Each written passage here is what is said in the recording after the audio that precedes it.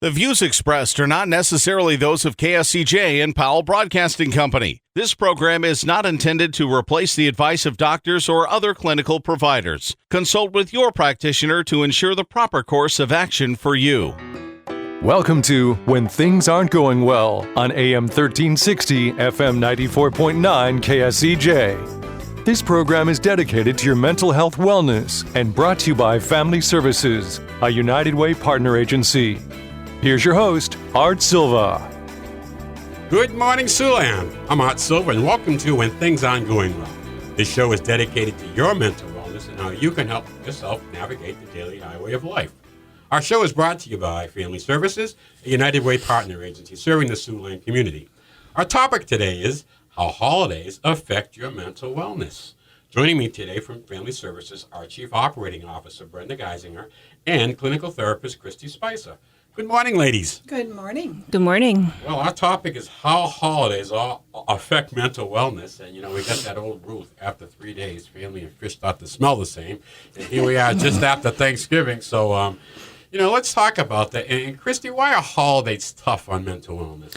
So I think the holidays are tough for mental wellness, in part because they're just stressful in general. And we know that anytime that there's stress, any kind of condition you might have gets to be a bigger challenge to manage. And I think that there's lots of different reasons why we can have so many challenges during the holidays as well. So we get into family stuff, we get into personal things. There's just a variety. Brenda, let me ask you, how about our residential children? Is it a tough time for them? It's very difficult. The kids struggle with missing their family, and sometimes family isn't a positive experience for them. They may have a lack of gifts and don't understand or feel like they're comparing their family to a family that may be across the street. So it just adds that extra stress. Sometimes there's more fighting in the household and those memories can come back. So it's a very tough time for some of our kids. Well, that's a good segue into the impact that the holidays has on a person already experiencing mental health issues. Is it a tougher road for them?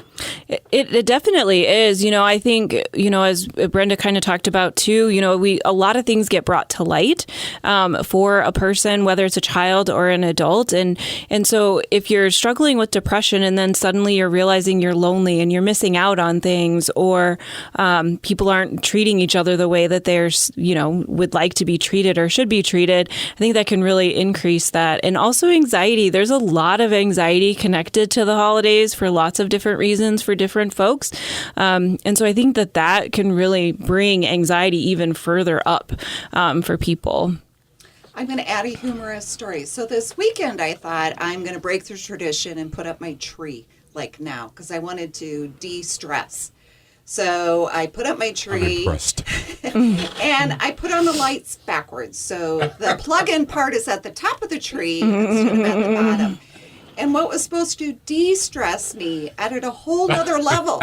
And the Grinch could have taken that tree by the time I was done. Oh, boy. So, it's a little story, but it just kind of exasperates the situation of when you're stressed. And then when you add things and you think you're going to have a certain outcome, and it doesn't happen that way, it just can raise things up. And that is around Christmas time or holidays, you may have a certain expectation of what it's supposed to be like. And when it doesn't happen or you're getting worried how it's going to happen, it just raises the level. Oh, I think I'm more guilty of missed expectations than anyone. You just kind of think people might do this, and they don't. They go another way, and then you have to just kind of adjust yourself, for that. Now, I'm Art Silva, and you're listening to When Things Aren't Going Well, and with me are my friends from Family Services, Brenda Geisinger and Christy Spicer. So let's continue our discussion on holidays and mental wellness. Christy, Brenda, let me ask you both, how are we affected physically during the holiday period? So I think that, the holiday period is typically pretty fast paced. We have lots of extra gatherings and things that we're supposed to go to. And I think the other thing is that we have a lot of things that we need to get done, or we think we need to get done. We need to get the gift spot. We need to get the goodies made. We need to get the presents wrapped. We need to make plans to travel if that's a part of your holiday. And so physically, I just think it's really easy to get worn down. which can cause us to be sick or not just performing as well as we would like to be. I think the other thing with physical is sometimes people may partake more in food and sugar, and also may consume more alcohol. And that just impacts how you function physically. And when Christy is talking about the stress level and the busyness, you may also have less sleep. And so it all just accumulates upon each other, or a combination of. I was also thinking, too, that because we're busy, I think for some people, the first thing that they get rid of in their routine to make a little more time is exercise. Yes. And so then now we know that exercise is really helpful for us physically and mentally, but it's easy to say, I can get that half hour or that hour back and use it in a different way. And so then we're not paying attention to that, and that can really impact us physically as well.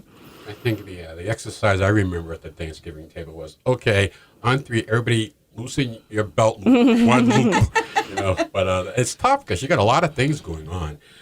You got the family, you got the excitement, all the rush to get things done on a timetable, especially Thanksgiving dinner. Let me ask you a question.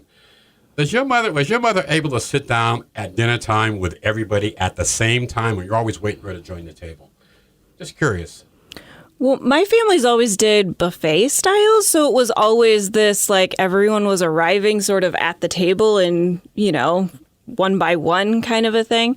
But mine always makes it. I mean, she might be almost, like, we might be mostly done and she's just getting there, but we hang around for her because I think it's important. Brenda? We always kind of wait for my mother, but she always has to sit closest to the kitchen so she can get up and go. So she might sit, but she probably won't stay for long. She'll be constantly checking things. Yeah, I'll tell you, thank God for hot gravy. Because by the time my mother got to the table, we're not going to eat without her, but she was like serving everybody else, and then she got in there. But I think Thanksgiving of all the holidays was the busiest. It depended more upon a timetable.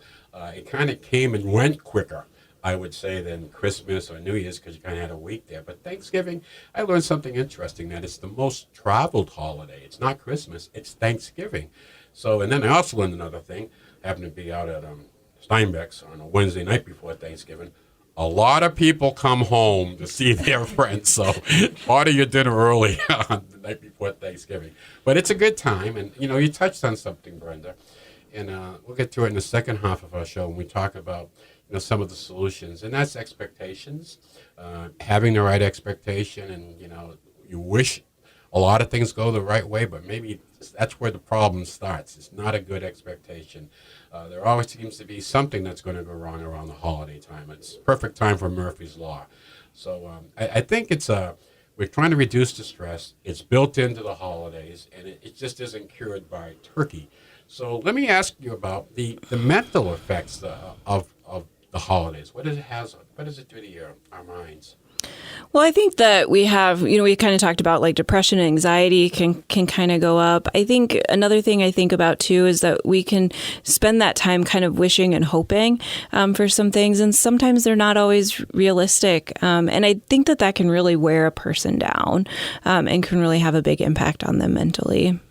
I think it can also be just emotionally draining. A lot of families may have more than one Christmas or family gathering they need to get to, whether it's, the family has a divorce situation, or when there's step-parents, or there's multiple grandparents involved.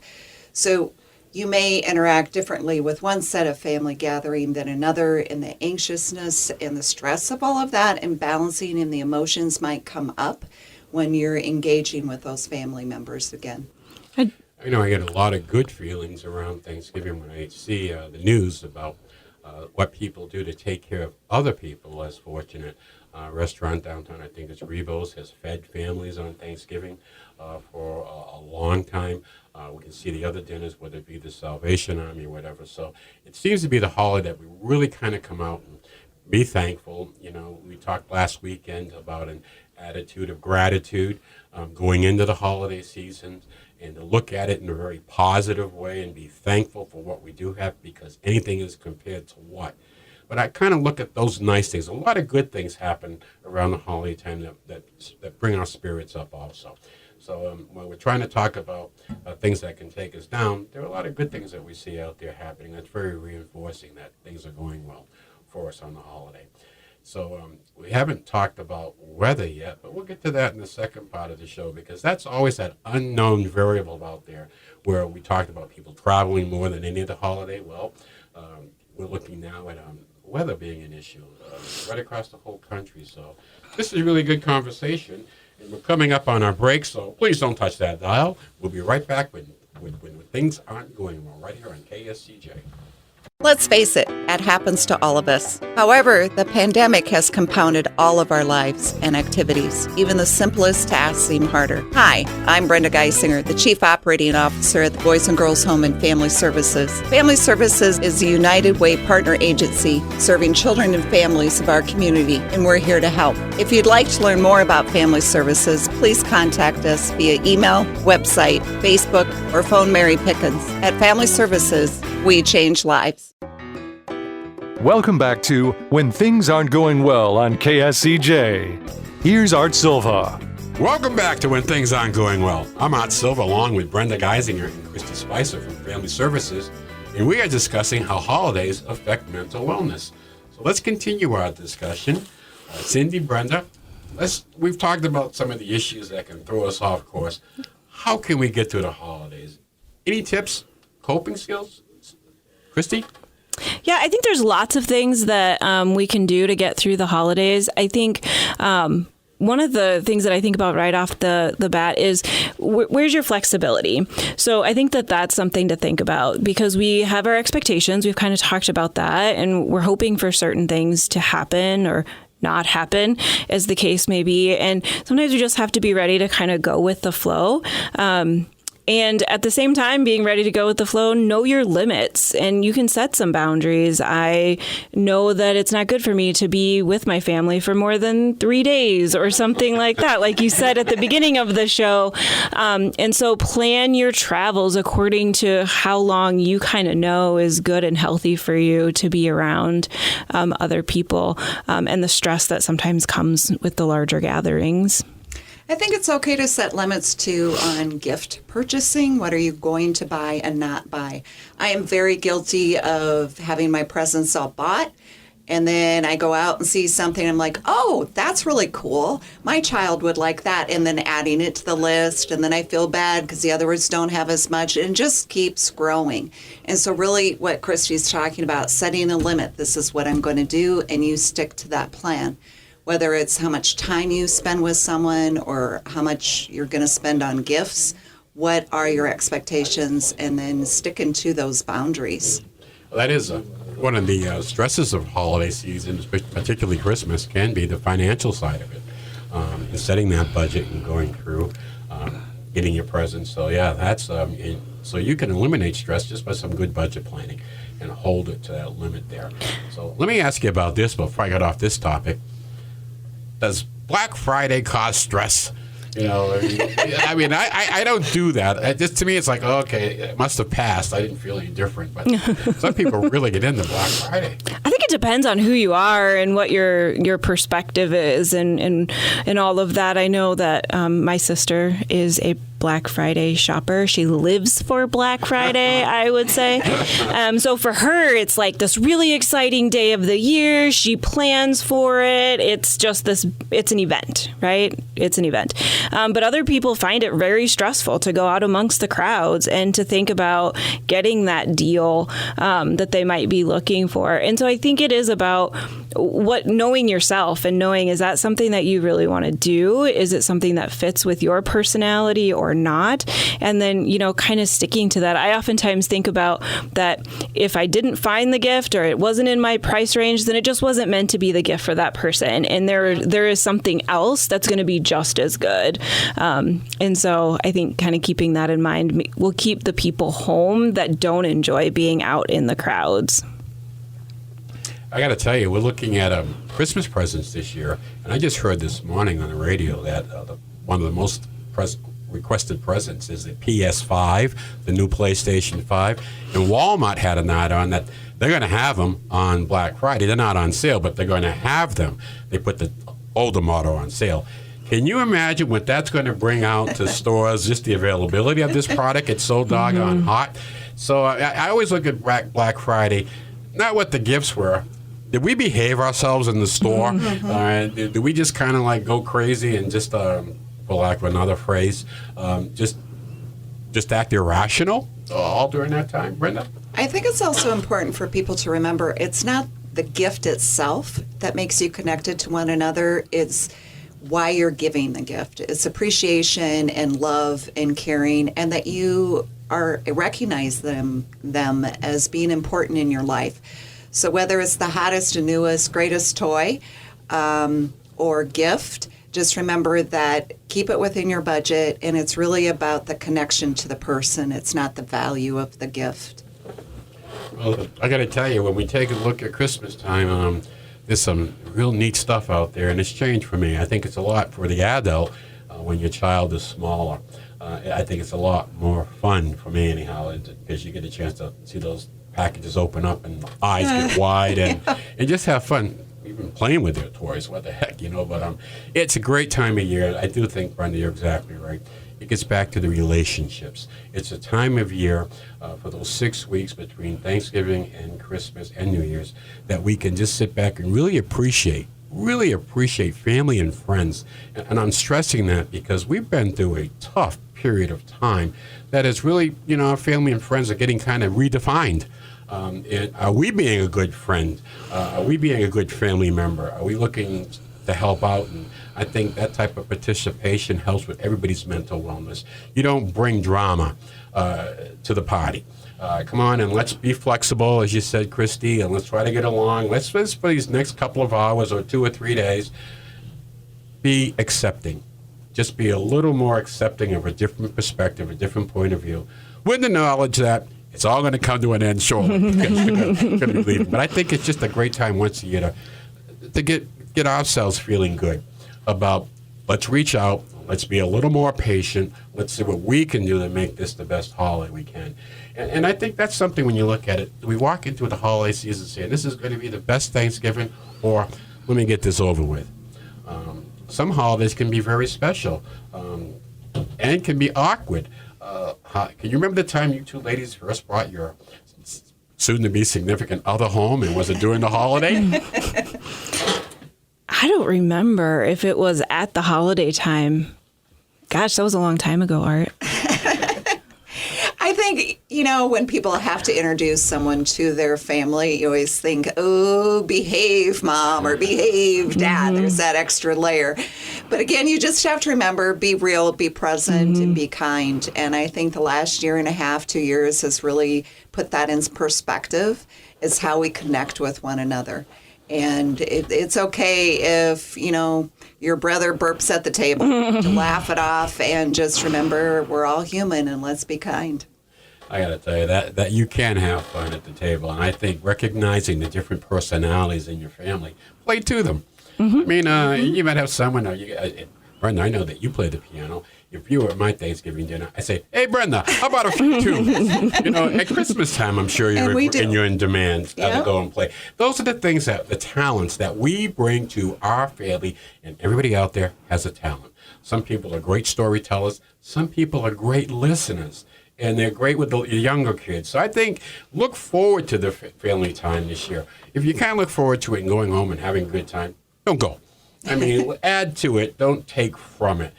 And if you find that you might need some help, how do we know when we need help? And if we do need help dealing with all this stress and anxiety, where do we go?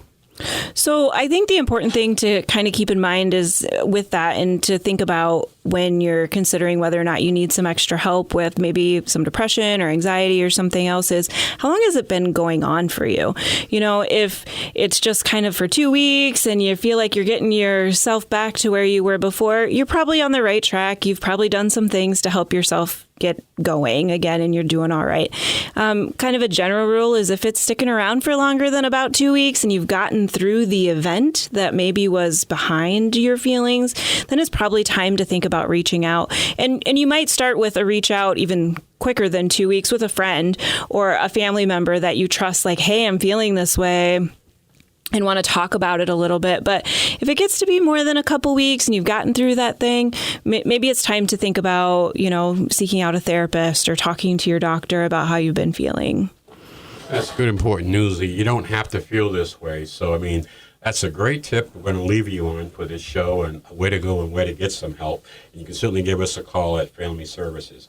So we're coming up on the end of our show this week, and we want to leave you with a little humor for your mental wellness. So here we go. In the spirit of Thanksgiving, a man buys a parrot only to have it constantly insult him. He tries everything to make the parrot stop, but nothing works. Frustrated, the man puts the parrot in the freezer. After a few minutes, the insults stop. The man thinks he might have killed the parrot, so he opens the freezer, takes the parrot out.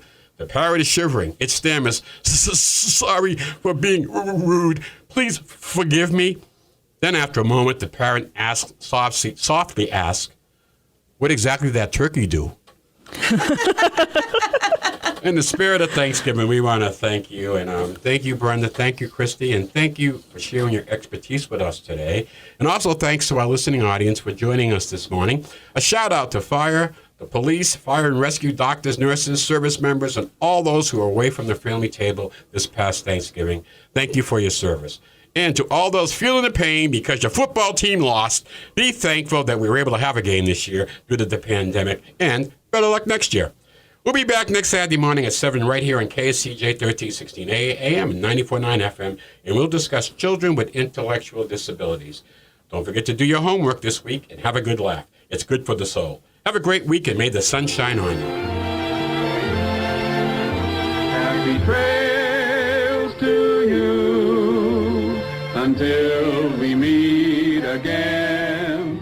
Happy trails to you. Keep smiling until then. Happy trails to you till we meet again. For more information on the services provided by Boys and Girls Home and Family Services, see them online at boysandgirlshomeiowa.org. Or you can call 712-293-4700 to get more information about family services, residential treatment, the Opportunity School, the Siouxland Family Center, and more.